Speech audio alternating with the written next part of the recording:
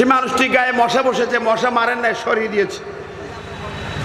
জিজ্ঞেস করে মশাটা মেরে দিকে, না মেরে না, এটা মশা যিনি মারেননি, মাছি মারেননি, সেই মানুষটিকে খুনি বানায়া, নির্দোষ মানুষ খুনি বানায়া ফাঁসির মধ্যে ঝুলিয়েছ। ও ডাইনি বুড়ি খুনি হাসিনা, তোমাকে ওই ফাঁসির মধ্যে ঝুলতেই হবে। রিহাই পাইবা না, রিহাই পাইবা না। বিসমিল্লাহির রহমানির রহিম।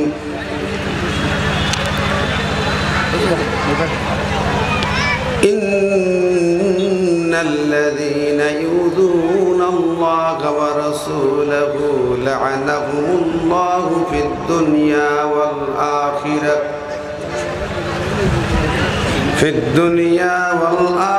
ওয়া আ'আদ্দা লাহুম আযাবাম মুহীনা। ইন্নাল্লাহা ওয়া মালাইকাতাহু يصلون على النبي يا أيها الذين آمنوا صلوا عليه وسلموا تسليما اللهم صل على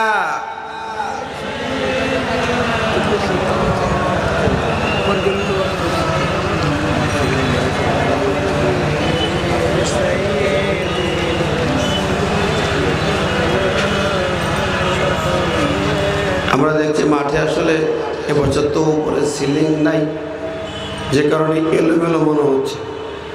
তবে যারা দাঁড়িয়ে আছেন যদি একটু সুন্দর বসা যেত তাহলে পরিবেশটা ভালো লাগতো। মনে একটু জবান খুলে পড়ি, দরুদ পড়ি এবং বসার চেষ্টা করি। আল্লাহুম্মা সাল্লি আলা সাইয়্যিদিনা মাওলানা মুহাম্মদ।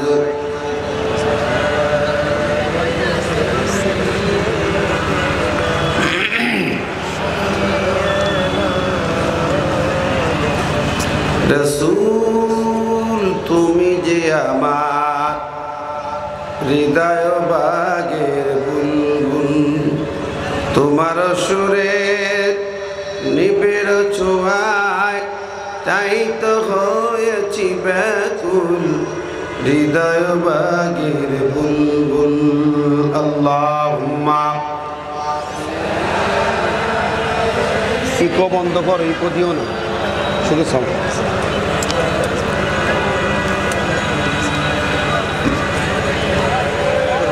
একটু বেশি তো একটু চাপ দেয়, এই সাইডে চাপ ধরে হয়েছিল, এই সাইডে দিতে একটু আসছি ওটা অনেক। রসুল আমার ভালোবাসা, রসুল আমার আলো আশা, রসুল আমার প্রেম বিরহের মূল আলোচনা, রসুল আমার কাজে কর্মীর অনুপ্রেরণা। আল্লাহুম্মা সাল্লি আলা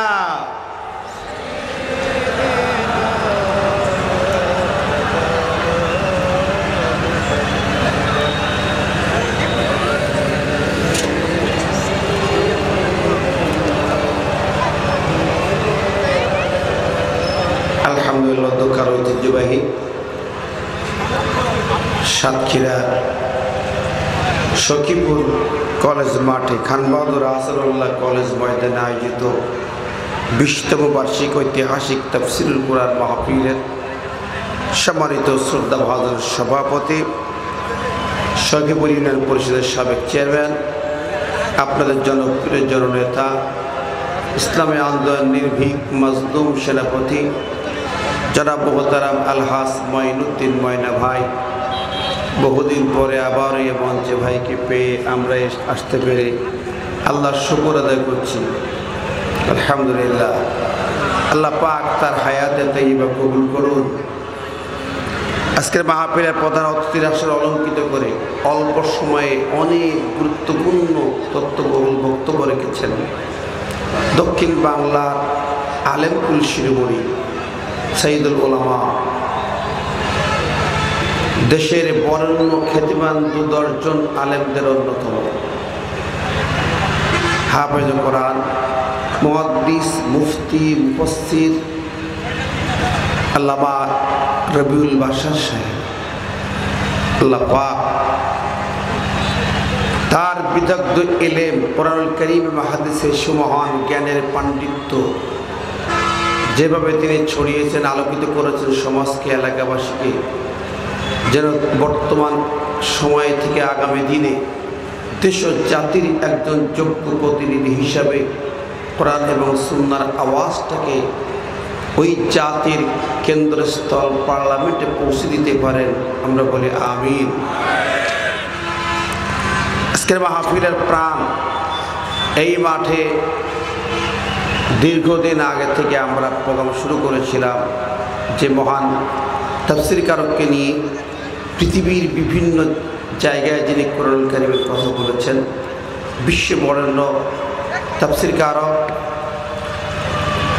বিভিন্ন ভাষায় যিনি দাওয়াতে দ্বীনের কাজ করে থাকেন, হযরত আল্লামা তারিক মুনাওয়ার সাহেব তিনি আসতেছেন। অন্যান্য ওলামায়ে দ্বীন মঞ্চে বসা আমাদের দায়িত্বশীল বৃন্দ, সামনে বসা মুরব্বীজন, সুধীজন, যুবক ভাইরা, ছোট্ট কচিকাচারা, পর্দার আড়ায় থাকা মা ও বোনেরা, সবাইকে জানাই আন্তরিক সালাম ও শুভেচ্ছা। আসসালামু আলাইকুম ওয়া রাহমাতুল্লাহ। কোটি কোটি প্রশংসা শুকরিয়া সেই মহান মাহবুদের দরবারে, যিনি একান্ত মেহেরবানি করে দীর্ঘদিন পর এই মাঠে একসাথে তারিক ভাই এবং আমি আবার আসার সুযোগ পেয়েছি। কি বলেন, ঠিক না? আল্লাহ শুকর আদায় করছি, আলহামদুলিল্লাহ। বিশ্বনবীর শানে দরুদ এবং সালাম পেশ করছি, সবাই বলি সাল্লাল্লাহু আলাইহি ওয়াসাল্লাম। আত্মার মাগফিরাত কামনা করছি সেই সকল বীর মর্দে মুজাহিদদের, যাদের আত্মত্যাগ, রক্তদান, জীবনের কুরবানি এই জাতিকে ফিরআউন, আবু জেহেলের মতো জগদ্দল পাথরের হাত থেকে মুক্তি দিয়েছে। সেই বীর শহীদ আবু সাইদ মুক্তসহ সবার জন্য আমরা দোয়া করি, আল্লাহ পাক তাদের শাহাদাত কবুল করুক। আমরা বলি আমিন। সম্মানিত ভাইয়েরা, সর্বশেষ এই মাঠে একটি মাহফিল করে গেছিলাম, আমি ছিলাম সেদিন, তারিক ভাই ছিলেন না, বৃষ্টি মাথায়। কি বলেন, তাই না? আপনারা ত্রিবল মাথায় দিয়েও বলেছিলেন যে যাবো না, কথা শুনুন। আমার খুব মনে পড়ে লাস্ট ওই কথাটা। আলহামদুলিল্লাহ, আমরা এই মাঠে কোরআন কারীমের কথা বলতাম, তাফসীর করতাম। মাঝখানে আমাদেরকে আসতে দেওয়া হয়নি, তাফসীর করতে দেওয়া হয়নি। তাফসীর কমিটি যারা, তারা তাফসীর আয়োজন করতেও পারেননি। কি কারণে ছিল ভাই?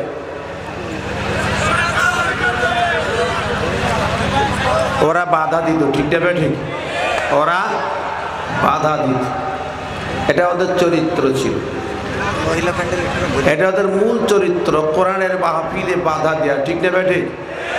তারা এখন যারা বাধা দিতেন, করতে দেন নাই, বিভিন্নভাবে আল্লাহর কালামের বিপক্ষে অবস্থান নিয়েছেন। মাহফিলে বাধা, কোরআনের আইনে কানুনে বাধা। আজকে তারা কি ভালো আছেন? ও ভাইরা, বন্ধুরা, যারা সরাসরি আল্লাহর কালামের আলোচনার মজলিসগুলোকে ভেঙে দেয়, বন্ধ করে দেয়, কোরআনুল কারীমের বর্ণনা অনুযায়ী দেখা যায় তারা হলো আবু জেহেলের বংশধর, ঠিক না ঠিক? কোরআন তো তাই বলে, ওয়াকালাল্লাযীনা কাফারু লা তাসমাউ লিহাযাল কুরআন আলগাউ ফীহি লাআল্লাকুম তাগলিবুন। আল্লাহ পাক বলছেন, আবু জেহেলরা, ওদের চেন্ডা চামুন্ডারা মিলে ওরা ঘোষণা করেছিল মক্কাতে, লা তাসমাউ সিগায় নেহি নেহি সিগা, মানে 144 জারি করলো, তোমরা কোরআন শুনতে যাবে না। কোরআনের মাহফিল যেখানে হবে হইচই হট্টগোল করে তা বন্ধ করে দাও। এই কাজটা তারা করত। সম্মানিত ভাইরা, এই কাজটা তারা যে করেছে, ওরা করতো আবু জেহেলদার। আমাদের দেশে আবু জেহেলের অনুসারী, তাদের একান্ত সহচর যারা, তারাও সেই একই কাজ করতো, ঠিক না ঠিক? সম্মানিত হাজিরিন, আমরা অবাক হয়ে যাই তাদের কর্মে, তারা কি অবস্থানে আছে, তাদের কর্মে। আমি গত 23 তারিখে কয়রা একটা প্রোগ্রাম কালনা আলিয়ার মাহফিলে গেছিলাম। আমার এখান থেকে 17 বছর আগে ওই মাহফিলে চেয়ারম্যান মহসিন সাহেব বাধা দিয়েছিলেন মঞ্চ সরাসরি। এবং জনগণ তাকে জুতা বৃষ্টি উপহার দিয়েছিলেন। তারপর থেকে 17 বছর কয়রা এলাকায় ঢুকতে পারিনি। তো এবার 5ই আগস্টের দিন এবার যে শুনলাম, আমারও খেয়াল ছিল, যে শুনলাম ওনাকে যা উপহার দিয়েছেন, মারতে মারতে তো মারিয়ে ফেলছেন, শুধু না গায়ে কাপড় জড়ে আগুন ধরে দিয়েছে মানুষ। আশ্চর্য ব্যাপার। মানুষ এরা তাহলে শুধু কোরআনের মাহফিলে বাধা দেয়নি, জনগণের উপরে কি অত্যাচার করেছে যে মানুষ আগুনে পুড়িয়ে মারে, এ তো অবাক কাণ্ড। মানুষ কতটা তাদের পরে ক্ষিপ্ত তাদের কর্মকাণ্ডের কারণে, ঠিক না ঠিক? আমার ভাইরা, এরকম অনেক ব্যক্তি আছেন যারা এই জমিনে শুধু কোরআনের কাজে বাধা দেয় নাই, যে অপকর্মগুলো করেছে তাদের কারণে তাদের উপরে গজব নেমে এসেছে, ঠিক না ঠিক? কোরআন বলছে এই যে গজব আসে যে কারণগুলোতে, আমরা সূরা আলে ইমরানের 112 নম্বর আয়াত যদি দেখেন, দেখবেন গজব কেন তাদের উপরে আসছে। আল্লাহ পাক এখানে বলছেন,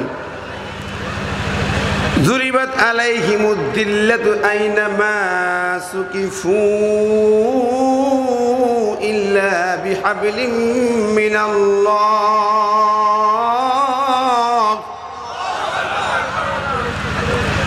আল্লাহ তাদের উপরে যে জিল্লাত, লাঞ্ছনা, গঞ্জনা, গজব আসলো, এবং এই গজবটা এখন তাদের উপরে এসেছে।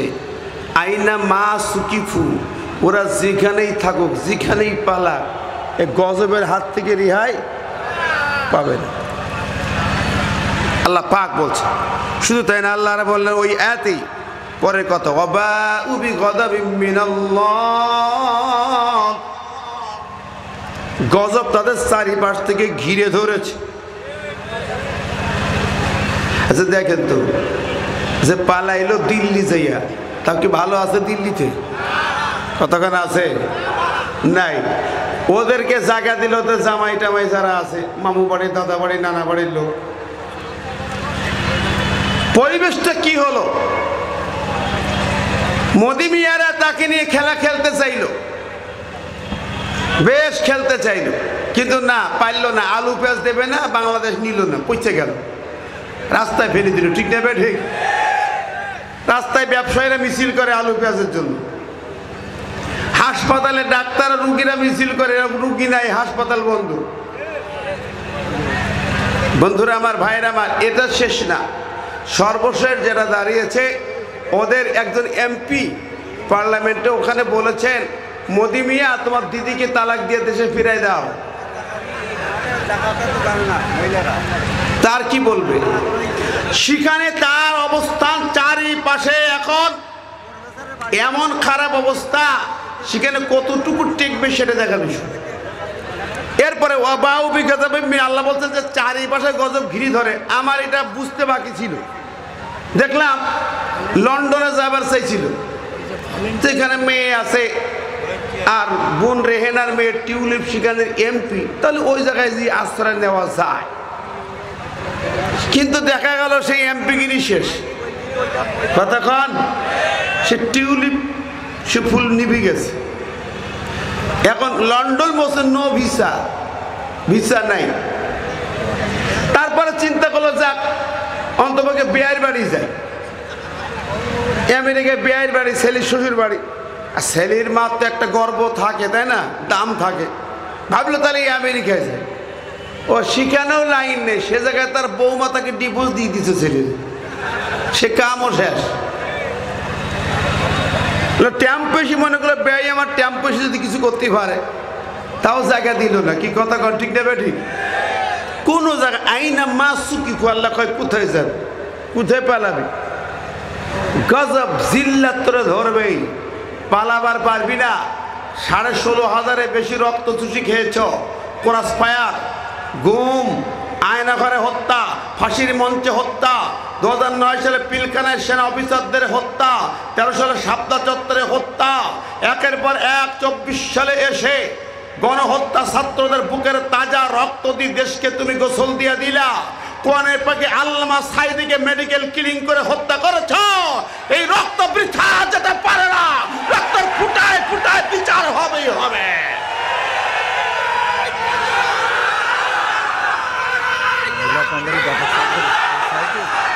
বাড়ি জায়গা করি চালাবো।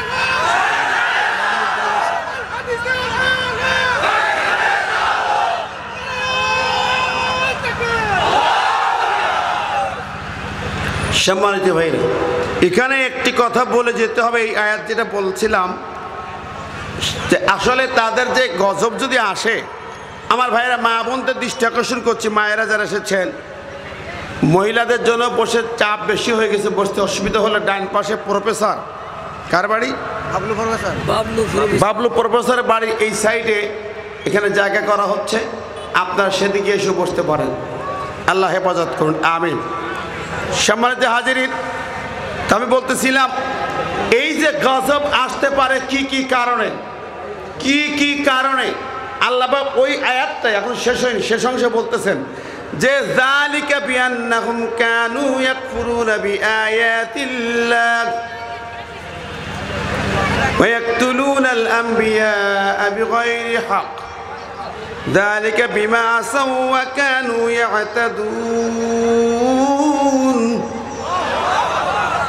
আল্লাহ বলছেন যে এই গজব কখন আসে, কেন আসে, যে এই কারণে, যে তিনটি কারণ আল্লাহ এখানে বলছেন, তিনটা। এক নম্বর কারণ ইয়াকফুরুনা বিআয়াতিল্লাহ, তারা আল্লাহর আয়াতকে অমান্য করে, লঙ্ঘন করে, আল্লাহর আয়াতকে অস্বীকার করেছে, এগুলোকে মেনে নিতে পারে নাই।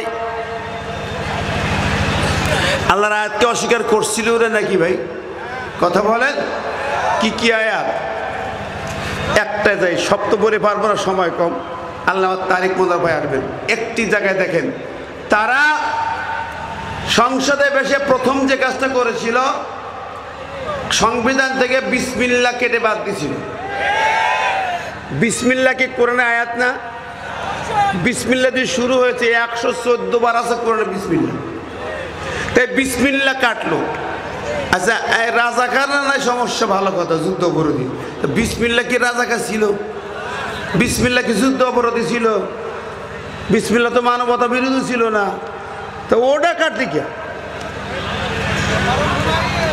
ভালো করে শোনেন, যারা নিজে হাতে বিসমিল্লাহ কাটলো, ওই এমপি মন্ত্রীরা, এরা কি মুসলমান না বেঈমান?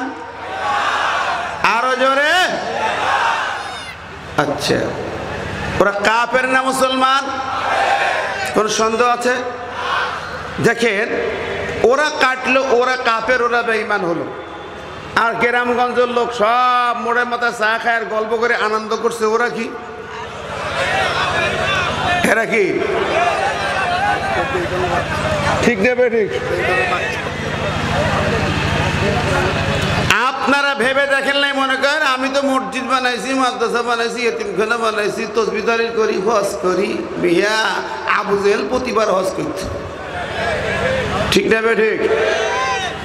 যারা ওই বিসমিল্লাহ কাটাওয়ালাদেরকে সাপোর্ট করেছে, বিসমিল্লাহ যারা কেটেছে, ওদেরকে ভোট দিয়ে সাপোর্ট করে ওখানে পাঠিয়েছে, কারা কেটেছে অপরাধী, এরা সাপোর্ট করছে একই অপরাধী।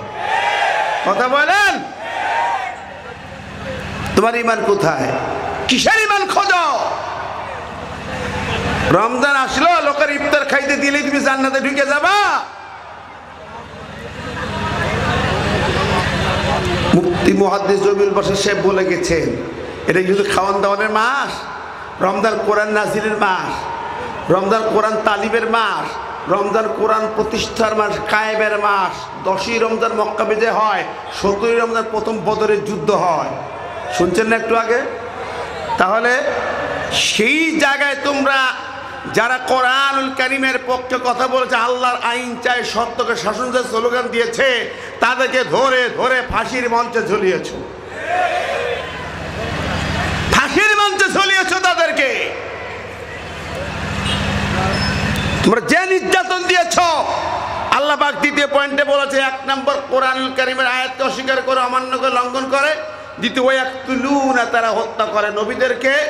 এই সূরার 21 নম্বরেতে বলা হয়েছে, ওয়ায়াকতুলুনাল্লাযীনা ইয়া'মুরুনা বিল কিসতি মিনান নাস, আর ওরা তাদেরকেও হত্যা করে যারা ন্যায় নীতি প্রতিষ্ঠার কথা বলে, যারা আল কোরআনের আইন সৎ টাকার শাসন প্রতিষ্ঠার জন্য কথা বলে, তাদেরকেও ওরা হত্যা করেছে। ঠিক নেবে ঠিক? শহীদ নিজামী ভাইকে বানাইছে দর্শনকারী খুনি, নাউজুবিল্লাহ। যেই মানুষটির চেহারার দিকে তাকাইলে আমি যে আমার অনুভূতি আমি ব্যক্ত করতাম অনেক আগে, ওনার খেদমত জীবনে সময় দিয়েছি, তো দেখেছি তাকে যেভাবে দেখেছি আমরা হাদিস পড়ি, সাহাবিতে তো জীবনে দেখি নেই।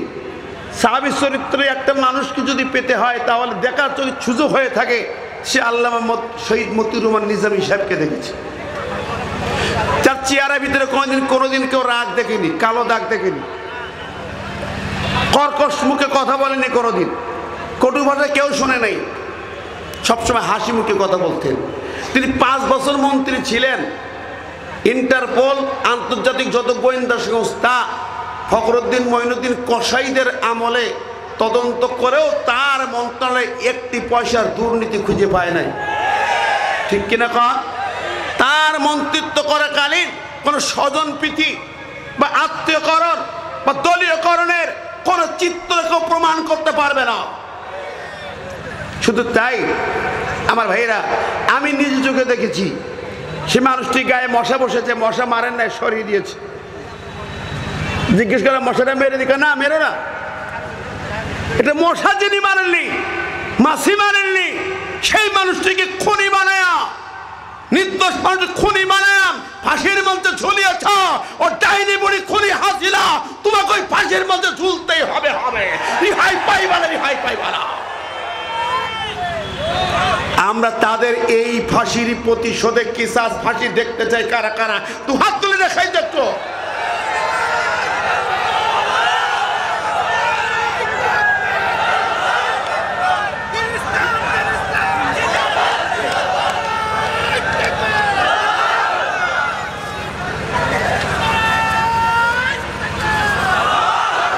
আমার ভাই বন্ধুরা, তো বলছিলাম ওদের যে অপরাধের জন্য গজব আসতে পারে, 1 নম্বর গেল কোরআনুল কারীমের আয়াতগুলোকে অমান্য করা, অস্বীকার করা। 2 নম্বর আল্লাহর নবী এবং নবীর পথের আলেমদেরকে, দ্বীনের দায়ীদেরকে হত্যা করা। বাংলাদেশে কত হত্যা করেছে। আল্লামা সাইদি সাহেবকে শুধু ইনজেকশন বিক্রি হত্যা করে নাই, হেফাজতের মহাসচিব জুনায়েদ বাবুনাগরী হাফিজ রাহিমাহুল্লাহ, তাকেও কিন্তু ওষুধ প্রয়োগ করে হত্যা করা হয়। হেফাজতে আর একজন মহান ব্যক্তি নূর হোসেন কাসিমি হুজুর, তাকেও ওষুধ প্রয়োগ করে হত্যা করা হয়। এভাবে অসংখ্য আলেমকে ওরা হত্যা করেছে। আর হাজার হাজার লক্ষ আলেমদেরকে বিনা কারণে ধরে ধরে জেলখানা ঢুকিয়েছে। কথা বলেন, ঘরে ঘুমাতে দেয়নি, দিছে। আল্লাহ বলছেন ওরা কি করে, আর একটা অপরাধ কি, বিমা যালিকা বিমা আসাউ ওয়া কানু ইয়াতাদুন, ওরা চরম সীমা লঙ্ঘন করেছে। 3 জন হুজুর রাস্তার মোড়ে দেখলেই পুলিশ হাজির। ঠিক না বেঠিক? 3 জন আলেম এক জায়গায় হতে পারে নাই, 3 জন ইসলামের দায়িত্বশীল এক জায়গায় হতে পারে নাই, বাড়ি ঘুমাতে পারে নাই, চাকরি করতে পারে নাই। চাকরি বাকরি বাড়ি ছাড়া সব কিছু করেছে। কথা বলেন, সীমা লঙ্ঘন কাকে বলে? সর্বশেষ সীমা লঙ্ঘনটা দেখেন, যখন তার বিদায় নেওয়ার পালা, 45 মিনিট টাইম আছে, তখনও কি বলেছে? গুলি চালাও। কি কথা বলেন? ঢাকা শহরে যা ময়নাবে ঢাকা ছিলেন সময়, আমরা যারা ঢাকা শহরে ছিলাম ওই দিন, আমরা তো তখন পৌঁছে গেছি প্রায় 5 মিনিট টাইম পেলে মনে হয় ধরা যাইতো ভাই, 5 মিনিট পাইলে ধরা যেত। তো সেখানে 45 মিনিট টাইম সামনে আছে, সেনাপ্রধান বললেন, তখন কি করেছে জানেন? লাফ দিয়ে উঠেছে, গলার টুটি ধরতে গেছে। তরুণের সেনাপ্রধান বলেছে, আমার আপনজন গুলি চালাও। কত গুলি? লক্ষ লক্ষ লাশ পড়বে, লক্ষ লক্ষ জনতা, কোটি জনতা। টিভি অন করে দিয়ে বলছে, গোয়েন্দা বিভাগ রিপোর্ট দেখেন, যাত্রাবাড়ি থেকে, উত্তরা থেকে, মিরপুর থেকে, মোহাম্মদপুর থেকে শাহবাগ থেকে আসতেছে 45 মিনিট টাইম লাগবে এই জায়গায় পৌঁছাতে। এই লক্ষ লক্ষ কোটি বীর জনতার মোকাবেলা করা সম্ভব না। লক্ষ লক্ষ লাশ পড়বে বলে লক্ষ লক্ষ লাশ চাই, লাশ চাই, তখন লাশ চাই বলে কি কর, লাশ পড়লে কুলি ফুরিয়ে যাবে, মানুষ পুরাবে না, সম্ভব না। ভাই বন্ধুরে, শেষ মুহূর্ত যিনি লক্ষ লক্ষ লাশ নিতে চায়, এটা কি মানুষ না জন্তু জানোয়ার? জোরে বলেন, ঠিক না বেঠিক? দেখেন, আমি মিলাই দেখছি যে আবু জেহেল যখন বিদায় হয়, আবু জেহেল যখন বিদায় হয় সেই সময়টার কথা মনে পড়ে।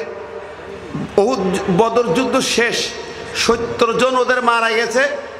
নবীজি বলছেন ইবনে মাসুদ, ইবনে মাসুদ দেখো তো আবু জেহেলের দশা কি। ইবনে মাসুদ গেলেন, তরবারি নিয়ে 70টা কাফেরের লাশ পড়ে আছে, একটা একটা করে খুঁচায়, মরা মরা মরা। 70 নম্বরে একটা লাশ নড়ে উঠেছে, নড়াচড়া করে। তখন বুঝলো তাহলে এটাই হয়তো হবে সেই নেতা। নবীজি যখন বলেছেন নিশ্চয়ই কোনো রহস্য আছে, ওই লোকটার এসে চিৎ করে শোয়া দিল, শোয়া বুকের পরে বসলো ইবনে মাসুদ রাদিয়াল্লাহু তাআলা আনহু। বুকের পরে বসি বলে, নেতা তুমি কি আবু জেহেল? কথা বলার ক্ষমতা নেই, শরীর চলে না, আস্তে করে মাথা নাড়ে বলতে হ। তাই? আচ্ছা, তাহলে তোমার এই দশা কেন? এ কেমন হলো? এইভাবে গলা কাটলো না, মরলে না, তাই এরকম থেতলু করে মারলো কেনা? এ পিটাই পিটাই থেতু করলো কারা? তখন দুটো পুলা, দুইটা ছোট্ট দুই পুলা মাইরা মাইরা থেতু করছে। হাতে আছে দাঁড়া বা ও আত্মা ভারী না, বোখারি বললো না, ওই দুই বাচ্চা মেরে মেরে একেবারে সাইজ করে ঠান্ডা করে ফেলেছে। আমি মিলাই দেখি বিগত দিনে অনেক জায়গায় বক্তব্য দিয়েছিলাম, বদরের এই বর্ণনা যখন করতাম, মাহাজ আর মুআব্বাদ এই ছোট্ট বালকের হাতে যেমন আবু জেহেলের পতন হয়, এই বাংলার মাটির আবু জেহেল পতন হতে হলে মাহাজ মুআব্বাদের বাহিনী দরকার। মিললেও তাই, অবসরে 24 সালে মিলে গেল মাহাজ মুআব্বাদের বাহিনী। দেখেন ওই ছোট ছোট পোলাপানদের হাতে বিদায় হয়েছে। এখন যারা বড় বড় নেতা হয়ে হুনহুই রাজনৈতিক লিডার হয়ে বড় বড় বক্তব্য দেন, আসলে মুরব্বীরা কিছুই করতে পারি নাই, ঠিক না বেঠিক? নেতারা কিছুই করতে পারে, আমাদের মতো হুজুররা একেবারে পানি ভান্তা কোনো কাম করতে পারি নাই।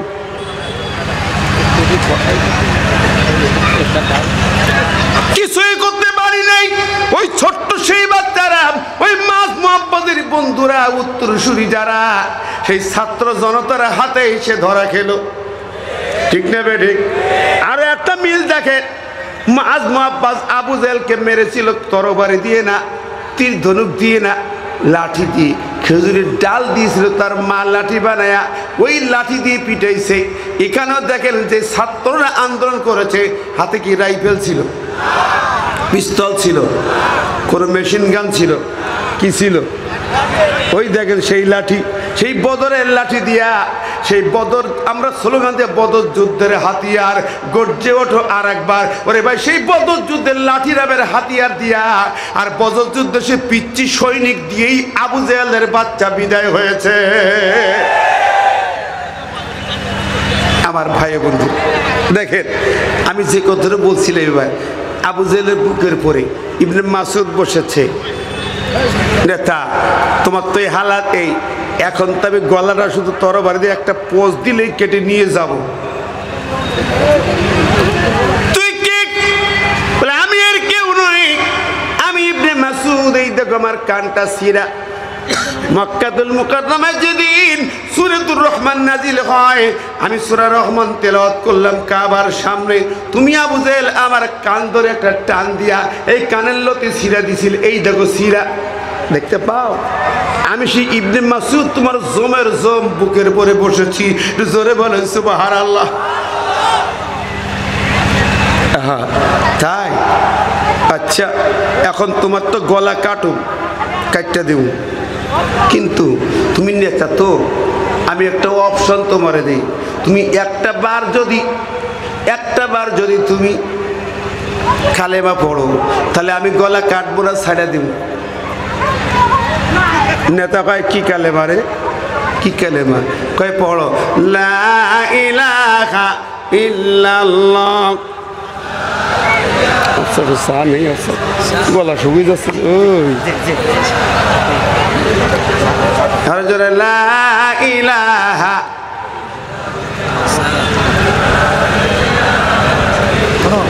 লা ইলাহা ইল্লাল্লাহু মুহাম্মাদুর রাসূলুল্লাহ। আমার ভাই বন্ধুরে, ওই বেচারা কি বললো জানেন? বলল ইবনে মাসউদ আস্তে আস্তে করে কয়, আমি এখন কথা বলতে পারছি না, হাত নাড়াতে পারি না, পা নড়ে না, উঠতে পারবো না, মরণের মুখোমুখি শ্বাস উঠে গেছে, মৃত্যুর সঙ্গে পাঞ্জা লড়ি। ইবনে মাসউদের এই মরন্ত মুখোমুখি চলে এসেছে, শক্তি ক্ষমতা দেহের নাই, কিন্তু যদি মুহাম্মাদের কালেমা পড়া দূরে যাক, তোর মুহাম্মাদকে যদি এখন এই মুহূর্তে সামনে পাই, তাহলে আমি তার এই দাঁত দিয়া দিয়ে চিবায়া চিবায়া হত্যা করার চেষ্টা করব। কত বড় বিষ, কত বড় পয়জন দেখছেন? ওই জাতের জাত এই ডাইনি দেবী, একেবারে জাতের জাত, খাপের খাপ। ও দেখেন পালানোর সময় বলে গুলি ছাড়া লক্ষ লক্ষ লাশ চাই, লাশের পরে রক্তের পরে ভাসতে চাই, ঠিক না বে ঠিক? ওর জীবনী লিখছে ওর পিএস মুক্তিযুদ্ধ মতিউর রহমান রেন্টুর লেখা বই আমার ফাঁসি চাই। ওই বইটার মধ্যে লিখছে এত বড় খুনি রক্ত চুষা ছিল, রক্তের দাগ দেখলে আনন্দ করে ড্যান্স করত, চোখে রক্ত দেখলে ড্যান্স করত, মানুষ মারতে পারলে ড্যান্স করে আনন্দ করত। কত বড় খুনি! হ্যাঁ, লক্ষ লক্ষ লাশ চায়। আর আমার এলাকা দেশের মানুষ এখনো কিছু কিছু মানুষ তার মায়ায় কথা বলে, কথা বলেন। ও তো গেছে রে গেছে ভাই, উকি দিয়ে লাভ নাই। 6 মাস পরে একটু লাইভ দিয়ে উকি দিয়েছে, 32 নম্বর জিরো হয়ে গেছে, ঠিক কিনা? কন 32 নম্বর জিরো হবে না কেন? এখন কি বানাবেন? আমরা বলেছি পাবলিক টয়লেট বানানো হোক। আবু জাহেলের বাড়ি যেমন পাবলিক টয়লেট, 32 নম্বর কেন পাবলিক টয়লেট দেখতে চায়। ওর নিচে আয়না ঘর। এই 16 বছর ধরে যত খুন হত্যা রাহাজানি হয়েছে, সব কিছুর মেকানিজম ওই জায়গা থেকে হতো। ওখানে সিআরআই অফিস ছিল ময়না ভাই, সিআরআই অফিস ওখানে ছিল। সিআরআই অফিস, ইসকন, র আর ওর পেতাত্তাগুলা ওখানে বসে মেকানিজম করতো, কেমনে করে বিরোধী দল দমন করতে হবে, কিভাবে কার মারতে হবে, সব প্ল্যান ওই জায়গায় বসে হতো।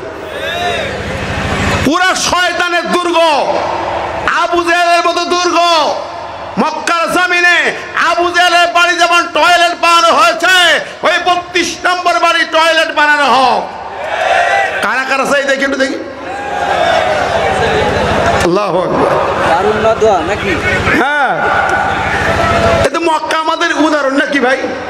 মক্কা আমাদের হেডকোয়ার্টার, উদাহরণ তো সেটাই। ইন্না আউওয়ালা বাইতু উযিয়া লিন-নাসি লাল্লাযী বিবাক্কাতা মুবারাকা ওয়া হুদাল লিল আলামিন। আল্লাহ বলেন মক্কার প্রথম ঘর কাবা শরীফ, পৃথিবীর প্রথম ঘর, এটাই বরকতময় ঘর, এটাই হলো পৃথিবীর মারকাজ। সুবহানাল্লাহ।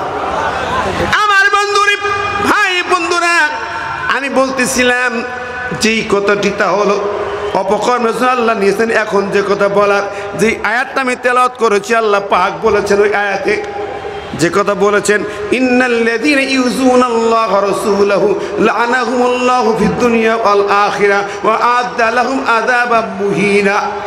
আল্লাহ পাক বলছেন, দেখো নিশ্চয়ই যারা কষ্ট দেয়, আল্লাহ এবং রসুলকে কষ্ট দেয়, আল্লাহ এবং রসুলকে কষ্ট দেয়, আল্লাহ বলেন লা'নাহুমুল্লাহু ফিদ দুনিয়া ওয়াল আখিরাহ, আল্লাহ পাক তাদেরকে দুনিয়ায় দেবেন গজব, আখিরাতে দেবেন আযাব। কার কথা? লা'নাহুমুল্লাহু ফিদ দুনিয়া ওয়াল আখিরাহ, দুনিয়া এবং আখিরাতে দুই জায়গায় আযাব গজব তাকে ধরবে, রেহাই পাবে না, কোন রকম লাইন নেই। আল্লাহ ওয়াদা করেছেন লা নুহলিকান্নাজ জালিমিন। আল্লাহ বলেছেন আমি অবশ্যই অবশ্যই জালেমদের ধ্বংস করবই করব। একটা জালেম রেহাই পাবে না। ইতিহাস ক্ষমা করে নাই। ফেরাউন ক্ষমা পায় নাই, নমরুদ ক্ষমা পায় নাই, ইমানের ঘোষণা দিয়েও ফেরাউন বাঁচতে পারে নাই, ঠিক না ঠিক? নমরুদ হামান কামানকেও পারে নাই, আবু জেহেলের গোষ্ঠীও পারে নাই। ইতিহাস তাকিয়ে দেখেন, কোন জানেন কোন স্বৈরাচারের পতন হওয়ার পরে সে আর জায়গা দূরে যাক, ফাঁসির মুখ না হলে মৃত্যুর করুণ মৃত্যু ছাড়া আর কিছুই ভাগ্যে জোটে নাই। সুতরাং আল্লাহ পাক নিজে বলছেন কোরআনে, লানাহুমুল্লাহু ফিদ দুনিয়া ওয়াল আখিরাহ। কাজেই আমরা এই বিষয়টা খেয়াল রাখেন। আমরা দেখি এখন আল্লাহকে কষ্ট কিভাবে দেয়। একটু তাফসীরে যদি যাই, ইন্নাল্লাযী ইউযুনাল্লাহা ওয়া রাসূলাহু, আল্লাহ এবং রাসূলকে কিভাবে কষ্ট দেবে। এখন ইউযুনা কিন্তু ফেলে বোঝারে, কষ্ট দিচ্ছে, দিতে থাকবে কিয়ামত পর্যন্ত আল্লাহ এবং তার রাসূলকে। সেখানে আসছে তাফসীরে আসছে 3টি পয়েন্ট, অন্য তাফসীর 5টা পর্যন্ত কষ্ট দেওয়াটা। আল্লাহকে কষ্ট দেওয়া, রাসূলকে কষ্ট দেওয়া। 1 নম্বর হলো আল্লাহকে গালি দেওয়া। আল্লাহকে গালি দেয়, এরকম গালি দেওয়ার লোককে আছে, আল্লাহরে গালি দেয়, আছে না নাই? বহু ব্যাখ্যায় যাব না। বাংলাদেশে পাঠ্যপুস্তক সংস্কার কমিশন রাখাল রাহা কি লিখেছে দেখছেন কিনা? ফেসবুকে দেখছেন, আপনার পত্রপত্র দেখেন নাই? রাখাল রাহা এই বেচারা আল্লাহর নামে যে নোংরা অসভ্য ভাষায় গালি দিয়েছে যা আপনি মুখে আনতে পারবেন না। এত নোংরা অসভ্য ভাষায় গালি দিয়েছে। ওই গালিব মিয়া নবীকে গালি দিয়েছেন, কটূক্তি করেছেন বাংলাদেশের বুকে। তাও এই সময়, বর্তমান সময় 16 বছরের মধ্যে হলে বুঝতাম তোর কিছু করার নাই। এখন কথা হলো সারা বাংলাদেশ আলেমরা যে বক্তব্য দিচ্ছেন, আমরা একই কথা বলেছি। এই অন্তর্বর্তী সরকার, সেনাবাহিনী সবার দৃষ্টি আকর্ষণীয়, যৌথ বাহিনী কোথায় আছে খুঁজে বের করে। রাখাল রাহা কোথায়? গালিব কোথায়? আমার নবী বলেছেন, মান সাব্বা নাবিয়ান ফাকতুলুহু, যে নবীকে গালি দেয় ওকে কতল করো, ওকে হত্যা করা হোক। সেই আমার নবীকে গালি দিয়েছে, আল্লাহর নামে কটূক্তি করেছে, এদেরকে ক্ষমা করা যাবে না। এদেরকে ঠিক দেবে ঠিক, কতল শুধু হবে না, যে পথ টেনে ছিঁড়ে কুত্তার খাবার বানিয়ে দিতে হবে। কারা কারা রাজি রাসূল প্রেমিকরা তো হাত তুলে দেখাও।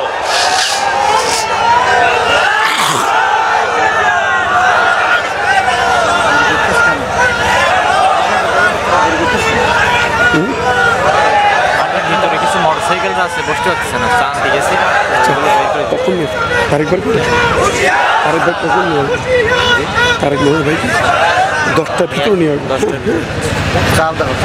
আমার ভাই বন্ধুরা, আমাদের ইমানের দাবি কি? আমরা ইবাদত বন্দেগীগুলো করি কিন্তু লক্ষ্য উদ্দেশ্য বুঝি না, যে জন্য সমস্যা। ভাইরা আমার, আমরা এই কথাগুলো যখন বলি, কেউ কেউ বলে হুজুর আপনার তো গীবত করেই গেলেন, গালি দিয়েই গেলেন। দুই একদের শুনছি।